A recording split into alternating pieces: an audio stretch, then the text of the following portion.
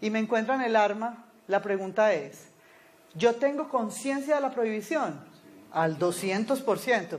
Lo que no tengo es dolo. Muy distinto es la señora que vive en Australia, que compran el arma en los supermercados y la trae. Y no me van a preguntar que cómo la pudo pasar, la pasó. Lo cierto del caso es que a ella la paran a la salida del aeropuerto y le dicen, venga, ¿usted sabe que usted tiene un arma aquí? Claro, el arma es mía, es una 9 milímetros. Pero ¿usted sabe que la trae ahí? Claro, es que es mía, yo la compré. Lo que no sé es que eso sea delito aquí en Colombia. Esa señora se salió del dolo porque esa señora actúa con dolo. Sabe que lleva un arma y sabe que la lleva sin permiso. ¿A dónde está el punto de ella? Está en un error de prohibición porque ella no sabe que en Colombia está prohibido. Otro tema será la actualización del conocimiento, pero en este momento ella puede alegar perfectamente un error de prohibición. Distinto el caso, y a veces que ponemos los casos mediáticos, los ponemos más con el ánimo de academia que otra cosa. Pero ¿qué fue lo que dijo Silvestre Dangond en su momento cuando estaba enredado? Él dijo, mire, me muero la pena, pero es que yo vengo de La Guajira y en las rancherías y en toda la cultura guajira es absolutamente permitido tocar al niño, tocar la nota musical del niño. Tocar la nota musical del niño porque eso lo único que es indicativo del valor que el niño tiene, de lo guapo que es.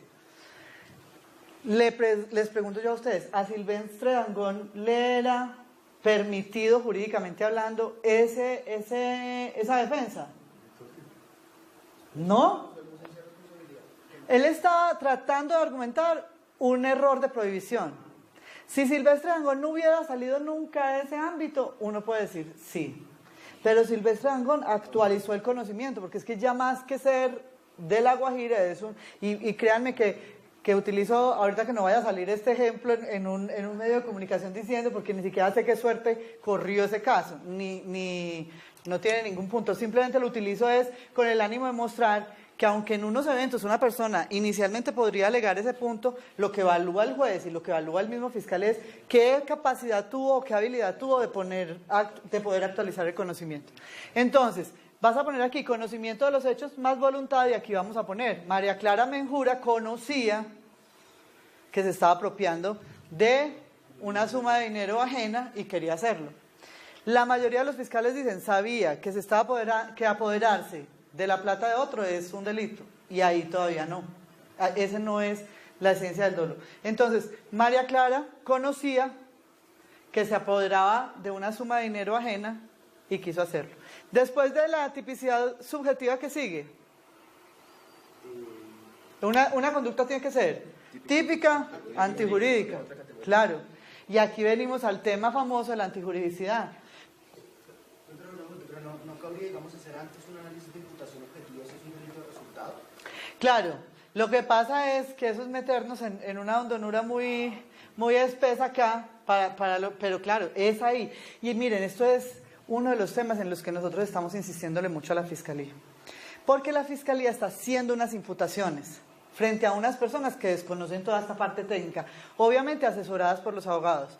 Y me perdonan los abogados defensores que estén aquí, pero hay muchos abogados que les parece más sencillo el allanarse a los cargos, ¿cierto? Y están permitiendo unos allanamientos... No, los de confianza no. No, y allanarse a los cargos es una muy interesante salida, pero no siempre.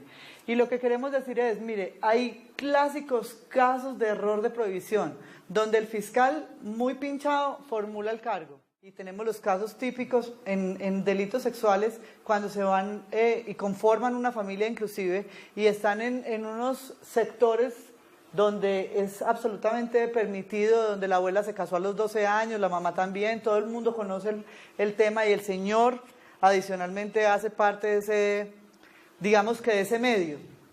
En esos eventos uno podría decir, ¿hay acceso carnal con persona menor de 14? Claro que sí, está claro, está el examen sexológico, está la entrevista de la menor, todo el rollo, pero el señor no tiene conciencia de la prohibición porque es una costumbre generalizada, aceptada y bendecida en el sitio donde él vive.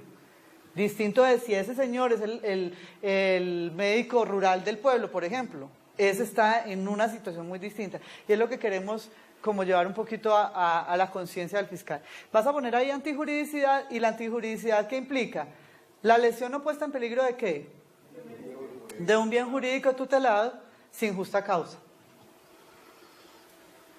Lesión, entonces vas a poner, ese está en el artículo 11 tal vez.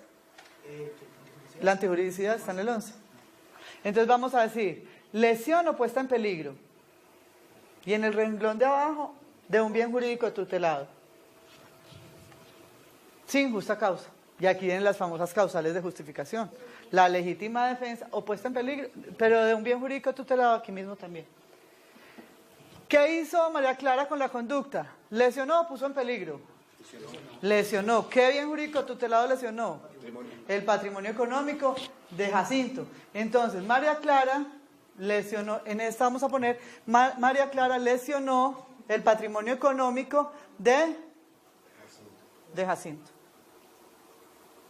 Listo. Pasamos rápidamente a culpabilidad, que tiene 3 componentes. ¿Cuáles son? Y ya terminamos la conducta como tal. ¿Cuáles son los 3 componentes de la culpabilidad? La exigibilidad, otra conducta. Sí, primero hay otra. La imputabilidad. Claro, la primera es la imputabilidad, porque es el análisis que hace el Estado de cara a si la persona es imputable o no para poderle reprochar la conducta. Entonces, vamos a poner culpabilidad en ese, en el que sigue pones imputabilidad, en el que sigue hacia abajo. Y exigibilidad de un comportamiento ajustado a derecho.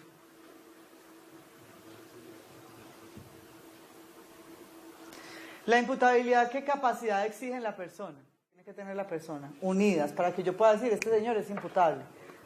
Tiene que tener capacidad para comprender y tiene que tener capacidad para determinarse con base en la comprensión.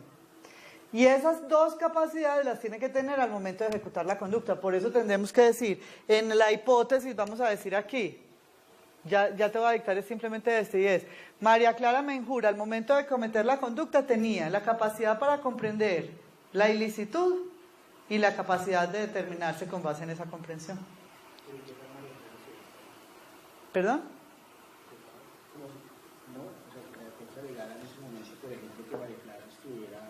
Claro, claro. Absolutamente. Es que ese es el punto. Exactamente eso es lo que quiero ilustrar. La defensa, después de que usted termina este cuadro, la defensa va a poder decir, mire, nuestra estrategia defensiva claramente está en este punto de imputabilidad. ¿Por qué? Porque al momento de ejecutar la conducta, este señor no tenía la capacidad para comprender. Caso mediático, el señor que tiró al otro por el parecía, es decir, yo no conozco más allá de lo que han pasado en las noticias y probablemente esta manifestación es absolutamente irresponsable en la medida en que no conozco la profundidad del caso, pero a simple vista pareciera que ese señor al momento de ejecutar la conducta, solamente desde el punto de vista académico, no puedo afirmarlo pues categóricamente, pero pareciera que pudiera estar ausente de una de esas 2 capacidades. Si eso es así, o si no estaba ausente, que este es otro gran estadio que es bien entretenido de trabajar, podría estar en un estado de imputabilidad disminuida, no plena. Y si estaba porque él tenía habilidad de entender, tanta habilidad tenía de entender que salió corriendo.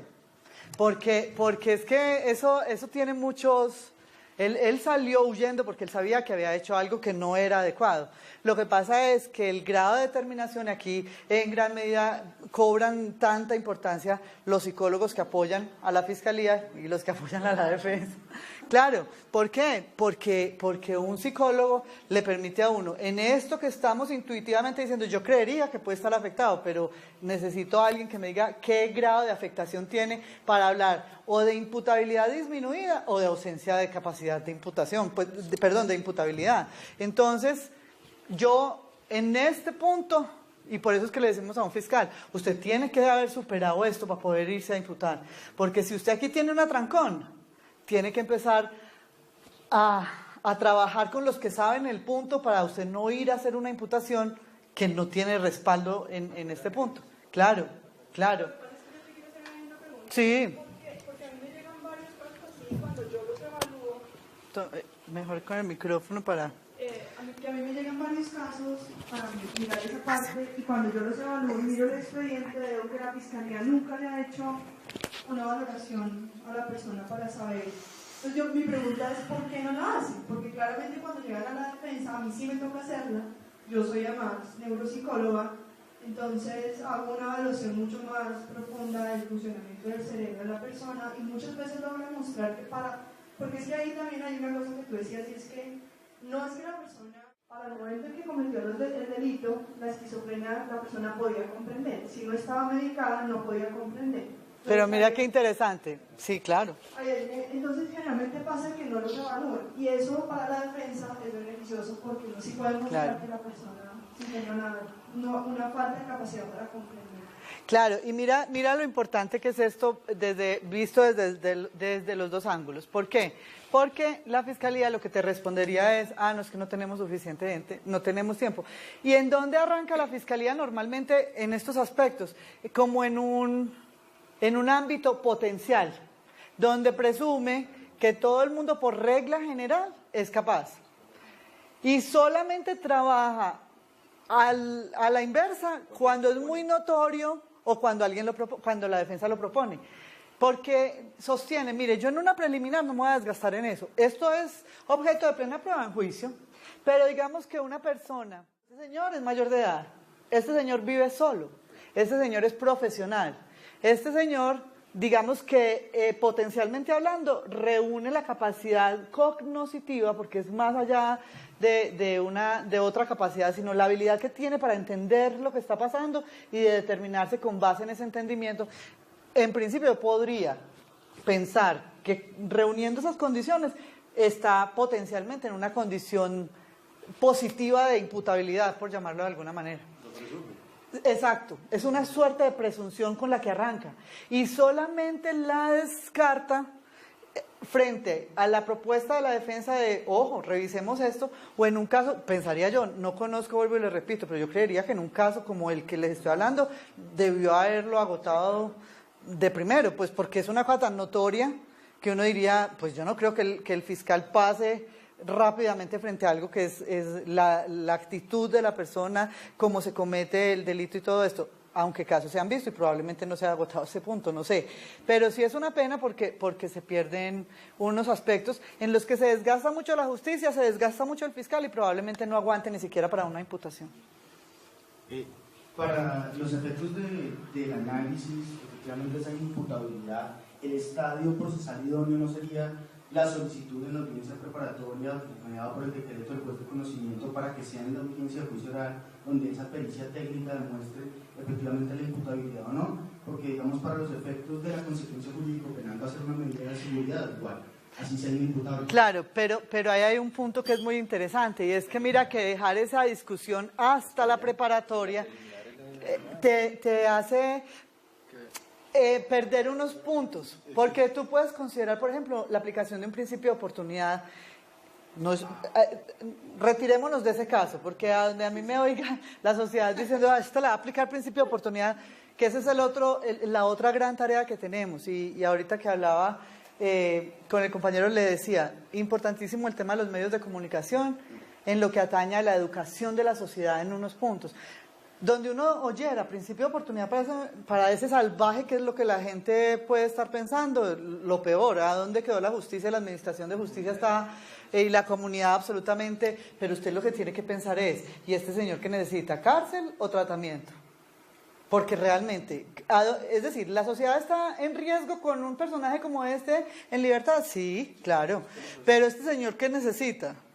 Realmente la justicia claro, entonces, si yo estoy aquí tan anticipadamente y yo pensara, mire, estoy ante un caso de imputabilidad disminuida y una de las causales de aplicación de principio de oportunidad me autoriza esto, siempre que cumpla unas condiciones, y yo me puedo ir por el 326 a decir que el Estado le proporcione un tratamiento importante y definitivo y que se le estén haciendo unas evaluaciones periódicas, porque esto nos devuelve al caso de María Rosa Celi, pues, que también dicen, a este por haberle dicho inimputable, lo dejaron por fuera, y como lo dejaron por fuera, volvió y la hizo, y con unas consecuencias fatales. Por eso es que en esto, si hay algo que uno aprende en este tema del derecho, es que usted no puede ser categórico y decir, siempre que pase esto, usted recorrerá esta vía, ¿no? Porque cada paciente es un mundo distinto, y usted no podrá decir, porque me podrían reclamar con eso y decir, si ve, por pensar así, es que al otro señor lo dejaron en libertad después de hacerle un tratamiento psicológico mínimo y volvió y atacó a una mujer y la atacó de qué manera. Entonces, es un tema que tiene que ver muchísimo también con la ponderación. Es una ponderación que va mucho más allá de un terreno netamente objetivo. Es la presencia de unos profesionales que me van a decir cuál es la condición real de este señor y cuáles son las posibilidades de recuperación psicológica que él tiene y cuál es el tratamiento adecuado para él y cómo yo puedo que esta sociedad pueda convivir con este señor. ¿Cuál es el pronóstico suyo de cara al equilibrio emocional de esta persona para convivir en sociedad? Es eso. Ejemplos. Aquí no. Y aquí Sí, vas tú después. Es que el aparato me deprime. Bueno, muy bien, no queremos depresión. El juez de garantías, experto en derecho constitucional. Sí, eso no es tan fácil. Eso no son decisiones tan sencillas ni tan... son decisiones a partir de los resultados. Por eso la propuesta que tú hacías era interesante, si esa fuera la razón de este ejercicio, pero... Por un solo ítem, la carga de la prueba le corresponde a la defensa. Sí, la voltean la carga de la prueba, lo que no es razonable. No, totalmente. Entonces, yo quería aprovechar también ese ejemplo que pusiste de la cosa. Es que en el caso de él, yo por ejemplo estoy casi convencida, no evalúo al señor, pero es que en el caso de ese señor yo estoy casi convencida que él nunca tuvo una psicopatología que lo hiciera realmente inimputable anteriormente, sino que se hacen mal las evaluaciones y no todos los psicólogos lo saben hacer. Y voy a decir algo que me da pena porque estás en la fiscalía. No, pero los psicólogos de la fiscalía, muchos de los psicólogos de la fiscalía no tienen posgrado. sí. O tienen un posgrado muy básico o un posgrado que no tiene nada que ver con evaluación de psicopatología. No, pero es que no nos vamos muy lejos y el escándalo que acaba de pasar la Fiscalía, pues tristemente, de los expertos profesionales que no habían pasado por la universidad y que habían... El psiquiatra. Eso es una pena. Entonces, muchas veces se evalúa, entonces fíjenselo, porque fíjate lo peligroso, cuando no se evalúa a una persona, ¿en qué termina? En el asesinato de una posterior. Un asesinato que fue muy duro para toda la sociedad. Pero no fue porque el señor fuera inimputable, fue porque no fue velado y logró demostrar. Afortunadamente, pues, somos muchos y además, obviamente, falibles como todos seres humanos y lo triste es que los yerros de la Fiscalía pues tienen un costo muy alto, pero el punto es que constantemente se está trabajando en la capacitación, en la profesionalización, en mejorar siempre el componente humano, que es el que finalmente acude a las audiencias. Seguimos teniendo miles de dificultades, pero creo que hemos tenido también unos logros muy importantes que no se han publicitado lo suficiente, se han publicitado más las dificultades que hemos atravesado y que seguiremos atravesando y los costos que seguimos atravesando, justamente uno de ellos por no contar probablemente con un personal profesionalizado lo suficiente para las exigencias de determinados casos, porque es que no todos los casos tienen esos niveles de exigencia. Y es lo que yo les digo a ustedes, ustedes están mirando desde Bogotá. Yo quisiera que ustedes vieran la realidad del pueblo, donde habrá un perito para 25 municipios que le toca muchas veces coger lancha para poder llegar a una audiencia que termina postergándose o dañándose porque no llegó el defensor, para que le echemos la culpa siquiera alguna vez al defensor, porque no llegó el defensor. Y entonces que le toca a uno terminar de organizarles la imputación si quiere que eso salga bien. Y si voy a donde los fiscales me dicen, los jueces se meten constantemente, los jueces se ponen a preguntar cosas que no son, los jueces no saben dirigir. Y creo que todos tenemos una cuota aparte de responsabilidad, todos, porque creo que a nosotros pues nos corresponde mucho. Y como decía una jueza hace poquito en un curso que estaba dictando para jueces y que poníamos a hacer los varios ejercicios, lo único que dijo al final fue: mire, mi apreciación es una sola, y es que qué pecado de los fiscales. Me pareció muy simpática la conclusión, pero yo decía, pero me gusta que la parte más fuerte le toque a la fiscalía. ¿Y por qué? Porque esa es la esencia en un Estado social de derecho. Es decir, si ser fiscal fuera fácil, si llegar con éxito con una acusación hasta un juicio o una condena fuera fácil, mejor dicho, era mejor irnos del país, porque estaríamos abocados a injusticias constantes. Gracias a Dios, es un cargo que se desempeña superando unos niveles de dificultad importantes. Y los niveles de dificultad sí los identificamos como pruebas. Es decir, la Fiscalía nunca podrá ir, que es lo que le decimos tanto a los fiscales, a hacer afirmaciones en audiencias. Afirmaciones todas necesitan un soporte. Esto lo digo y aquí está el soporte. Esto lo digo y aquí está el soporte. De lo que no tenga soporte, siempre le pasarán factura. Y ojalá que el costo sea la libertad de las personas, porque siempre será mejor una libertad que una medida cuando no se conoce realmente. Entonces, María Clara Menjura, al momento de cometer la conducta, tenía la capacidad de comprender,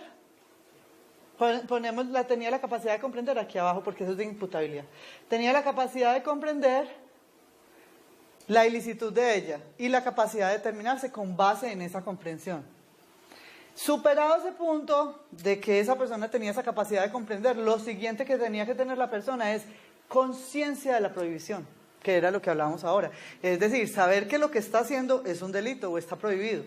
Entonces, tenía la capacidad de comprender y la capacidad de determinarse con base en esa comprensión. Aquí nos está quedando pues un poquito amplio, pero ahorita de determinarse con base en la comprensión. Además, era consciente que apoderarse de cosas que no le pertenecían, o además era consciente que apoderarse individualiza. Segundo punto, que es el gran protagonista de la formulación de imputación, ¿qué es? Hechos jurídicamente relevantes. Y aquí el fiscal tendría que decir: señor juez, voy a presentarle imputación a la señora María Clara Menjura, que está aquí presente, y para tal efecto le pido que me ponga atención. Señora María Clara Menjura, los cargos que hoy le formula a usted la Fiscalía son los siguientes, o por las siguientes razones. Resulta que en la ciudad de Manizales, en la carrera 22 con calle 21, entre los días 18 y 19 de mayo de 2013, usted, quien está identificada, y vas avanzando un poquito, usted quien está identificada con la cédula de ciudadanía número tal, se apoderó de la suma de 4 millones de pesos de propiedad del señor Jacinto Rodríguez, con el fin de obtener un provecho para sí. Señora María Clara, usted conocía que se apoderaba de esa suma que no le pertenecía y quiso hacerlo. Para ese entonces, señora María Clara, con su conducta usted lesionó el patrimonio económico del señor Jacinto sin justa causa. Aquí nos faltó la falta de la justa causa. María Clara, usted al momento de ejecutar la conducta tenía, 1, la capacidad de comprender que lo que estaba haciendo era ilícito. 2, la capacidad de determinarse con base en esa comprensión. Adicionalmente, usted era consciente que apoderarse de cosas, bienes, muebles que pertenecen a otro es un delito. Y a usted, como a cualquier ciudadano colombiano, le era exigible comportarse conforme a derecho, es decir, no hurtarle o no apoderarse de las cosas de otro. Esa es la formulación de imputación. A nosotros no nos interesa el tema de que Jacinto se estaba tomando un trago. No nos interesa de que ella se tomó un trago con él en este momento. Es decir, lo que nosotros tenemos que hacer cuando construimos hechos jurídicamente relevantes es un trabajo de subsunción, donde si usted pone la norma y pone los hechos el uno sobre el otro, quedarían exactos. Lo que están haciendo en los escritos de acusación y en las formulaciones de imputación los fiscales es contando la historia larguísima. Y ese día Jacinto se fue a celebrarle el cumpleaños a un amigo, por lo cual se detuvieron en la cafetería tal y se tomaron botella y media de aguardiente. Cuando ya llevaban la media de aguardiente segunda, apareció en la cafetería la señora María Clara Menjura en compañía de Florencia. ¿Todo eso es importante en el juicio? Sí. ¿Son hechos jurídicamente relevantes? No. No. Entonces, si este mismo fiscal se va con este mismo caso, y nos paramos como en el inicio acá, a pedir medida de aseguramiento para María Clara Menjura, lo que va a hacer es: señor juez, la inferencia razonable de autoría de la Fiscalía está unida. Estos son los hechos y las evidencias son las siguientes. ¿Qué evidencia me resulta a mí útil para demostrar que los hechos fueron en la ciudad de Manizales los días 18 y 19, de la que tienen ahí? Los retiros del... Los retiros del banco es uno. La declaración de la víctima es otro. El mismo policía judicial puede llegar a hacerlo. Entonces, si ustedes lo visualizaran en medida de aseguramiento, es esta misma imputación unida o explicada en la evidencia. La señora María Clara Menjura cometió estos hechos en la ciudad de Manizales, los días tales, conforme a la declaración de la víctima que está aquí y de la cual voy a correrle traslado a la parte ahora, conforme a los retiros del banco, de lo que tengo certificación aquí, que dan cuenta de que los retiros se hicieron en tal fecha y en tal cajero, y cada uno de esos puntos los va explicando. Si ese mismo fiscal se va a escribir el escrito de acusación, y valga la redundancia, ¿cuáles son los protagonistas número 1 del escrito de acusación? Los hechos jurídicamente relevantes. Vuelven a ser, hay dos puntos esenciales de un escrito de acusación: los hechos jurídicamente relevantes y el descubrimiento probatorio. Va a identificar a la víctima porque él hizo la reseña y él hizo el cotejo con AFIS. También voy a traer a la certificación del banco y los testimonios de tales y tales para demostrar que fue ella la que se apoderó. Que se trata de una suma de 4 millones, voy a requerir, señor juez, que usted admita como prueba documental o decrete más bien como prueba documental la certificación de tal cosa. Y ahí está la preparatoria. Si usted se llega a juicio, el fiscal vuelve y se para aquí.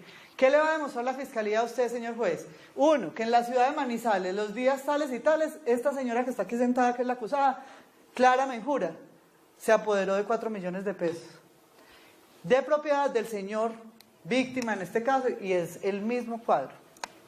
Y si está en la clausura, en ese mismo cuadro se va a apoyar, porque ¿qué va a decir? En la apertura, la fiscalía le prometió a usted que le probaría lo siguiente.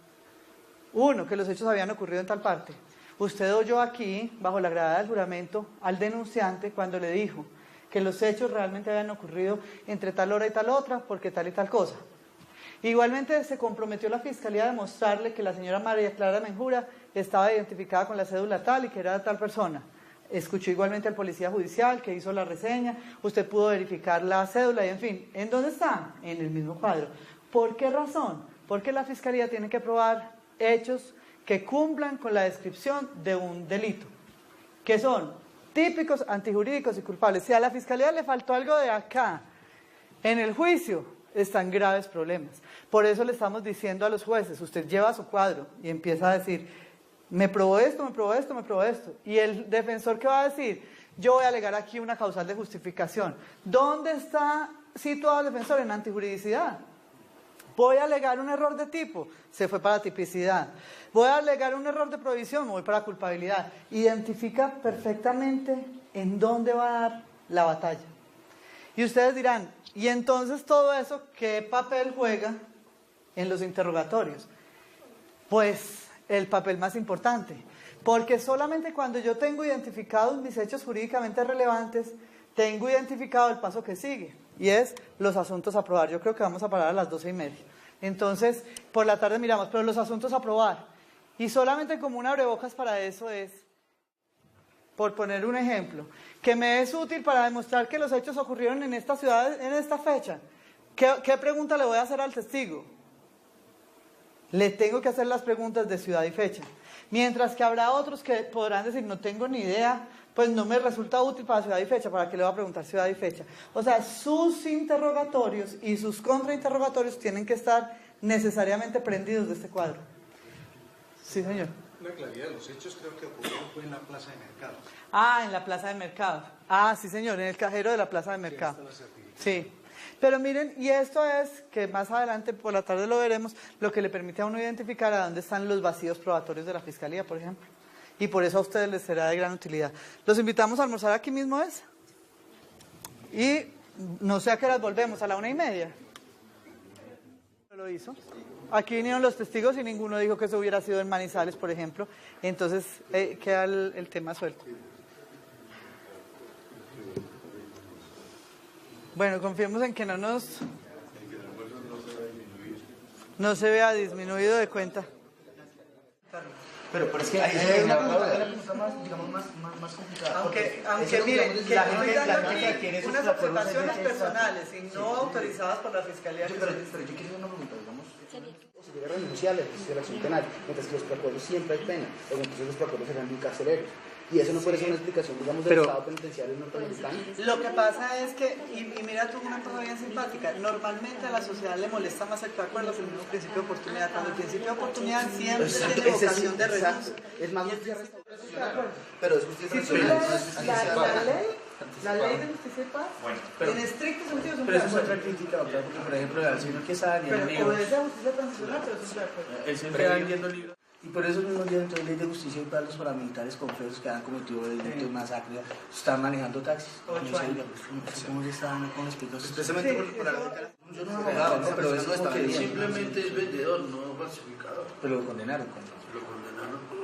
Eso es complicado porque, porque probablemente desde el lugar donde él vive pudo ver el hecho, por ejemplo, y en ese evento es importante saber dónde vive. Pero si el hecho él lo presenció en la universidad, por poner un ejemplo, ningún aporte trae para la investigación que el señor diga que vive a 100 cuadras o a 200 de la universidad. Lo que queremos decir es que cada pregunta que se hace en un interrogatorio directo tiene que tener una razón de ser.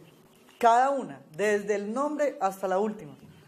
Hay preguntas y las preguntas, que es lo que les quería mostrar, tienen que encontrar el respaldo aquí, en el cuadro.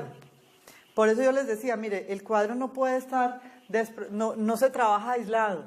Este cuadro tiene por efecto eso. Y por eso usted aquí va a identificar. Pero nosotros aquí les decíamos, esto tiene contraseña, que no la sabemos. Sí la sabemos. Ni esta... no. Que cuando el defensor está sentado al lado del por imputar y escucha esta formulación de imputación, si la viéramos como una formulación de imputación, el defensor y el imputado, ¿qué están visualizando que está comprometiéndose el fiscal a demostrarle al juez? Que estaba el dinero. Que ella hurtó el dinero. Ese es uno. Que estaba en el lugar de los hechos. Que estaba en el lugar de los hechos. Yo les pregunto, el paso que sigue después de esos hechos jurídicamente relevantes era asuntos a probar. Lo que nosotros le estamos diciendo al fiscal es, cuando usted acaba de formular su imputación, cada vez que ha abierto su boca, de alguna manera, ha asumido un compromiso de prueba con ese imputado. Le está diciendo, mejor dicho, dicho en otras palabras, lo que le está diciendo es, le voy a demostrar, uno, que los hechos al juez y obviamente al imputado, le voy a demostrar que los hechos ocurrieron en Manizales. Entre los días 18 y 19 de mayo. Dicho en otras palabras, si yo convirtiera esto en un problema probatorio o en un asunto a probar, nosotros estamos identificando cada hecho jurídicamente relevante con un asunto a probar. ¿Por qué? Porque todos los métodos, incluido el de investigación, como el método científico, requieren de un problema para demostrar. Cuando uno está trabajando o estudiando más bien una maestría, por poner un ejemplo, un doctorado o una especialización, y hace un trabajo de tesis, le dicen los que saben de metodología de la investigación, identifique un problema y trabaje en pos de ese problema. En la investigación criminal, que es lo que trabaja la Fiscalía, también tiene un método como la investigación científica y también tiene un método que parte de unos problemas que tiene que identificar y en pos de los cuales tiene que trabajar un fiscal. Entonces, los problemas se identifican, normalmente se hacen con preguntas cerradas. ¿Y por qué se hacen con preguntas cerradas? Por una razón, porque necesitan tesis, una tesis positiva o negativa. El primer problema probatorio, ¿cuál sería acá? Si siguiéramos el orden del cuadro. Formulemos la pregunta. ¿Dónde va el tema? Si yo lo hago así, porque tú puedes decir, es que eso me conduce a lo mismo. No, porque quiero que aíslen un momentico, no estamos pensando en el interrogatorio, no le estamos haciendo la pregunta a la persona. Estamos identificando los problemas probatorios, que es distinto. Todavía no le estamos haciendo pregunta a la persona, porque si le estuviéramos haciendo la pregunta a la persona, de esta manera sería sugestiva, era objetable, y esta sería aceptable. Pero es que nosotros no estamos en este momento pensando en el interrogatorio, sino que estamos diciendo, ¿qué estamos identificando en los problemas probatorios? El primer problema probatorio es, si los hechos ocurrieron en la ciudad de Manizales, a la altura de la carrera 22 con calle 21. La tesis de la Fiscalía es ¿cuál? Que sí ocurrieron ahí. Porque si esa no es mi tesis, entonces apague y vámonos, porque ni siquiera sé a dónde ocurrieron los hechos. El segundo problema probatorio, ¿cuál sería? Entonces, ¿cómo iría el problema? ¿Cómo estaría elaborado el problema? ¿Cómo lo formularías tú? Esa es una posibilidad. El siguiente problema probatorio fue que yo moví esto, y esto me generó como una dificultad ahí en la visual. Muchas gracias. El siguiente problema es que los hechos ocurrieron el 18 y 19 de mayo de 2013. La tesis de la Fiscalía es que sí. En algún evento, en la tesis de la defensa va a ser que no. Por poner un ejemplo, puede que la tesis de la defensa diga igualmente que sí, porque ellos no van a discutir que se dieron en la ciudad de Manizales ni que fueron en ese lugar. Lo que sigue aquí es, si Clara Luna Menjura está identificada para la Fiscalía. La Fiscalía dirá que sí, y ya miraremos cuáles son las pruebas que tiene para demostrarlo. La siguiente pregunta es la que todo el mundo siente que es el único compromiso probatorio, pero lo que yo les quiero mostrar a ustedes es que cada uno de esos puntos es un compromiso probatorio distinto y yo no puedo abandonar ninguno. Así sea que el grueso de mi investigación sea demostrar que ella fue la que se apoderó, pero esa es una de las tantas. Por eso es que nosotros decimos, y volvemos al tema de las estipulaciones, ¿por qué estipular la defensa y por qué estipular la Fiscalía? Porque mi gran discusión es si ella se apoderó o no. Entonces, ¿por qué no estipulamos esto? Y dediquémonos a pelear el tema de si fue ella la que se apoderó o no. Esto es uno de los puntos en donde nosotros sentimos que fiscales y defensores se pueden sentar en una negociación bastante interesante y decir, ¿usted va a discutir que eso pasó en Manizales? No. ¿Usted va a discutir que eso fue en tal calle o tal? No. Su verdadero punto es que Clara Luna Menjura no fue la que ejecutó la acción. Si eso es lo suyo, defensor, ¿qué va a desgastar su artillería en pelear el resto? Es que el tema de estipular no fortalece exclusivamente a la Fiscalía, fortalece a la defensa también, porque la defensa dice, me voy a concentrar a pelear única y exclusivamente que María Clara no es María Clara, por poner un ejemplo, o que María Clara no estaba ni siquiera en Manizales para esa noche, que la están confundiendo con otra. Es decir, que al señor le robaron los 4 millones, seguramente sí, que se lo retiraron de tal cajero, también, que eso fue en tal fecha, también. Mi posición, y yo me voy a centrar en eso, desgastamos menos a los jueces, desgastamos menos los testigos de la Fiscalía y los testigos de la defensa. Entonces, ¿cuál sería la...? Lo vi.